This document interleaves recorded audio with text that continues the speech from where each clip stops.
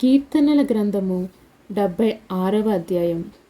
యూదాలో దేవుడు ప్రసిద్ధుడు, ఇశ్రాయేలులో ఆయన నామము గొప్ప. షాలేములో ఆయన గుడారమున్నది, సియోనులో ఆయన ఆలయమున్నది. ఆయన వింటి అగ్నిబాణములను, కేడములను, కత్తులను, యుద్ధములను ఆయన విరగొట్టును. దుష్ట ముఖములుండు పర్వతముల సౌందర్యము కంటే నీవు అధిక తేజస్సు గలవాడవు.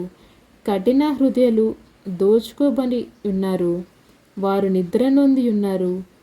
పరాక్రమశాలులందరి బాహుబలము హరించెను. యాకోబు దేవా, నీ గద్దింపుకు రథసారథులకు గుర్రములకు గాఢనిద్ర కలిగెను. నీవే భయంకరుడు. నీవు కోపపడు వేళ నీ సన్నిధిని నిలువగలవాడెవడు? నీవే భయంకరుడవు. నీవు కోపపడు వేళ నీ సన్నిధి నిలువగలవాడెవడు? నీవు తీర్చిన తీర్పు ఆకాశముల నుండి వినబడి చేసితివి. దేశములో శ్రమనొందిన వారందరినీ రక్షించుటకై న్యాయము తీర్పుకు దేవుడు లేచినప్పుడు భూమి భయపడి ఊరుకుండెను. ఆమె.